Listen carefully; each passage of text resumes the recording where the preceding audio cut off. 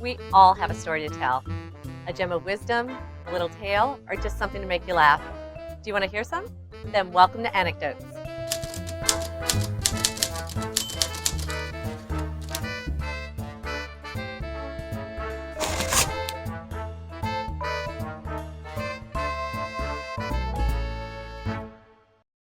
Welcome back to Anecdotes. Today we are speaking to filmmaker and director Ryan Shovey. Ryan, I wanted you to tell me about your new film, Hunter. Okay. Hunter is, I would describe it as a slasher film made by slasher fans, for slasher fans. It's really our homage to the classic slasher films, taking it back away from this kind of torture porn, kind of gore subgenre that's created these days, like Saw and Hostel and those kind of movies. Taken away from that and bring in the suspense back, the actual thriller, I would say, from some of the films that I grew up with. I didn't really grow up with them, but because they were all made before I was born. But they were some of my favorites growing up, like Halloween, Carpenter's Halloween, or Hitchcock's Psycho, that kind of stuff. But we wanted to put together this story. Actually, my writer who wrote it, Ross Alanya, his biggest influence was Scream. So, because that was kind of his generation growing up with that. My generation was growing up with Nightmare on Elm Street in the 80s and that kind of stuff. So I really wanted to make a good, just classic slasher film, monster versus innocent victim type thing. Now, the short itself really is the opening 11 minutes of our feature film.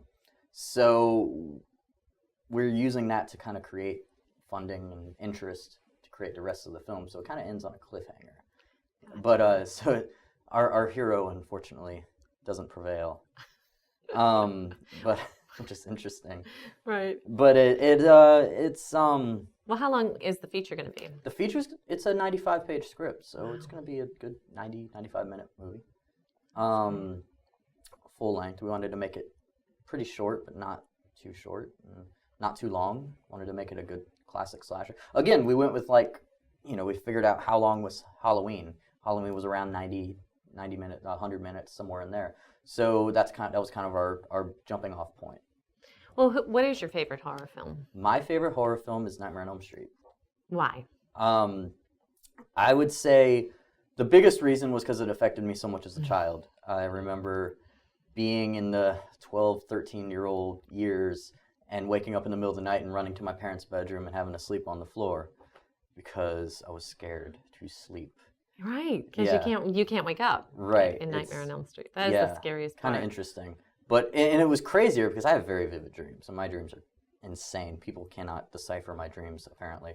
But it's I would have dreams with Freddy in them when I'm like 13 years old, and it's just freaking me out, right? So then, as I kind of grew up and grew older, and I'd start to watch it in the daytime, which is a novel thought, right? I'd start to watch Nightmare on Elm Street in the daytime with friends, and we'd start laughing at it and enjoying it, and be like, this is really enjoyable. And then I would just kind of click on it. It's like, I have such an emotional impact with this movie. It's definitely my favorite. I can always sit down and watch it. In fact, a funny story, last year, for about a week, I couldn't sleep. I could not fall asleep for whatever reason. I had terrible insomnia, just couldn't sleep at all. So then one night, I didn't have to do any work or anything, and I'm like, all right, I'm just going to chillax and hopefully fall asleep. So I put on Nightmare on Elm Street, just to kind of chillax. I haven't seen it for a while. I keep saying chillax. Is that okay? Oh, yeah. Is that modern enough? Yeah, I totally understand what you're talking about. Anyways, so so I put on Nightmare on Elm Street to just kind of watch it, fell asleep halfway through, and slept like a baby. Wow. Is that, yeah. And I was like... It put you to sleep. I was like, who would have thunk it? That would be the movie to get me to finally sleep. But also on top of that, it's an independent classic. I mean, the way that they did things so cheaply done still holds to this day. Like there's a scene where Freddy kind of comes through a wall, and he kind of pushes through a wall. And today, like in the remake, they did it all CGI, and it looked really crappy. But they spread out spandex and just leaned against the spandex and lit it like it was a wall, and just did very simple things, like when Johnny Depp dies, they turned the room upside down and just poured the blood down. It's things that I think a lot of studios don't really think about because they think, oh, we could just fix it in CGI. But as an independent thinker, and how can we overcome this and make it look the best that it can look? it really taught me how to overcome a lot of those hurdles to make things really look cool. Yeah. Well, what kind of techniques in your film did you use that were similar to that? I'd say, unfortunately, I did have to rely a little bit on CGI, but there's a shot where a knife goes through the boyfriend's neck. I told you when I watched the film, that just to me just was so striking. Right, and the blood splatter. And in the festivals that we've played and stuff, that's the biggest response. Something as simple as the blood splatter going on her face. You know, the shot of the knife going through the neck is so quick, and then you see the effect of it going on her face. Mm-hmm. It kind of tricks your brain into thinking it was more brutal than it actually was, which is pretty interesting. Like, that's a lot of stuff that I've learned from those kind of years. But with the knife going through the neck, we put the camera still, locked it down, and then we shot the actor reacting, just, you know, him like reacting, and we had a knife that was like half cut, so it was just the end. So the killer would kind of shove it to the back of his neck. And then we shot another shot of a dummy's head and the real knife going through with blood kind of splattering out the front. And then I just composited them on top of each other. That looks great. Yeah. So it's very, very low budget trick that we did really for no money. I mean, and that is a terrifying knife. Yes. You know, I mean, you know, some knives, I mean, you know, all knives are scary, but that one in particular, it's huge. We wanted How big is that? It's like a 12-inch knife or something. It's giant. If I had $1 for every question I was asked that, I'd have $1. No, it was, we went to a pawn shop one day because we knew we needed to find this really gnarly knife. Mm-hmm. And we just went there and we looked at all the knives they have, and we looked at hunting knives because Hunter, the title Hunter kind of plays in more in the script. You kind of find out what's going on. There's a old cop in the past who was named Hunter, who, you know, was convicted of killing all these people, and so you got that aspect. But then you got the fact that he's actually hunting people and this big hunting knife. So we figured, we'll call it Hunter. Why not? But anyway, so we found this knife. And we looked at all these different ones, and this one just like the teeth on it looked really great. Yeah. You don't really see knives with the holes in the little diamond holes in the middle, which are, you know, really great for I guess tearing through deer flesh. I don't know.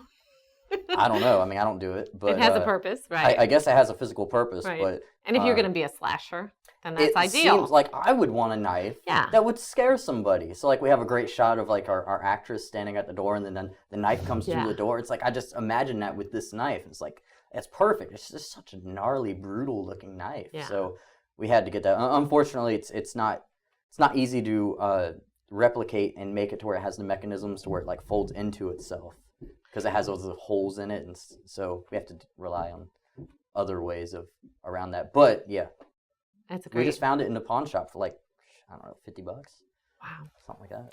Well, I noticed some of the shots in there reminded me of Hitchcock. Some you know, there was one particular shot with her eye, like the actress. Was that an homage to Hitchcock, or? Yeah, we have a lot of shots in there. I'd say the biggest Hitchcock shot that we have in there. There's this one shot of her combing her hair in a mirror, and we're kind of pushing in softly to the mirror because we're focused on the mirror, and that's a very classic Hitchcock shot where everything else is out of focus, but this one small object that we want you to focus on, and then when she turns into camera, we focus to her face.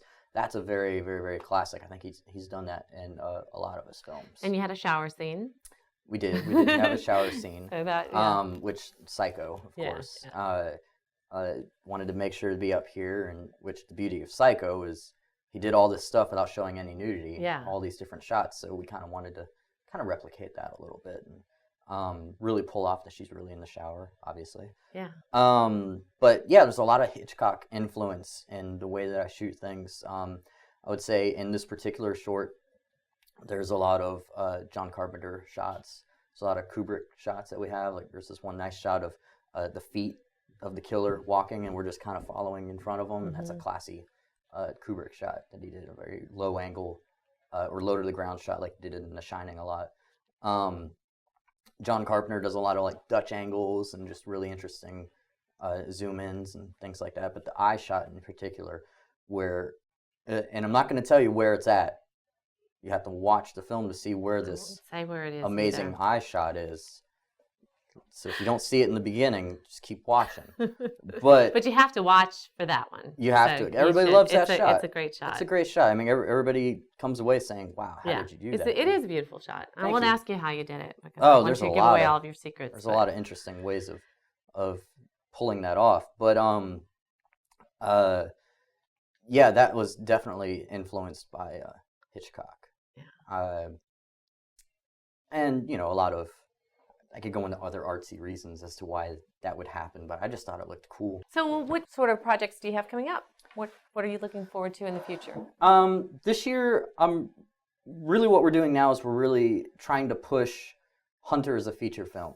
So that's our biggest thing at the moment. We're about to do a Kickstarter, a campaign to where we can raise some money from all the people who've seen it, all the people who've given us great feedback. Maybe we can help spread the word and raise a little bit of money to finish the feature. That's the first thing on our docket. We would love to have a feature version of this for the festivals this time, I guess at the end of this year or next year. Besides that, just like, you know, honing my craft really is my biggest goal this year. I really want to work on my directing, work with actors more. I have a few different short films that we've written that we're trying to figure out if we want to make them short films, we want to make them web series, we want to turn them into features. You know, I'm working with writers and trying to figure that out. But that's the biggest thing. I mean, I think a lot of it's going to be web series type stuff. Like on That's a weekly amazing. basis. That's a whole new genre that, you know. It really is. And the biggest thing is building an audience with that, having something weekly. Right. Which or bi-weekly, Right. as some shows might be doing Yes. right now. Exciting new which shows. is very fun. But that's the goal. I want to do some narrative stuff. You know, there's a lot of web shows out there that are about filmmaking and tutorials and things like that, which are great. I think there's definitely that audience, and people love this. You know, watching interviews and such, or I love that, I should say. But I really want to do something with these things that we've been learning, and make something like a weekly narrative like we used to grow up on. You know, I used to grow up on a show called Are You Afraid of the Dark? So I would love to make a show kind of like that for the YouTube generation. At the same time, honing my craft and whoever else's craft who wants to come in and work on it and that kind of stuff. So That's great. Well, is there a place, website or any place where people can go and learn more about Hunter? Yes, for Hunter, you can go to hunter-thefilm.com. And we're building that up to where you're going to be able to see the Kickstarter. You can follow us on Facebook, Twitter, all that stuff right on the site. We do a blog on the site. There's bios for the cast and crew right there. Yeah, that's definitely where you can follow Hunter itself. And then you can also follow everything I'm doing at freakdaddyprod.com. Okay. Where we do all that stuff as well, blogs. And I do my own little radio show, podcast thing, Movie Makers Talking Movies. So I'm doing that kind of stuff where I'm just talking with different people about things. That's great. So we can find that on those websites that Right. you just noted. All right. Well, thank you so much for coming in with us today and telling us your anecdotes of the business. You're very welcome. And we look forward to seeing the feature film Hunter and all of your other future projects. Thank you. We had a great time today with Ryan Shovey, and I'm so glad that he shared his anecdotes with us. And if you want to learn more about his film Hunter, you can go to hunter-thefilm.com. Or if you want to just learn more about Ryan, go to freakdaddyprod.com. If you have a story you want to share with us, please go to anecdotesnola@lafilm.net. See you next time.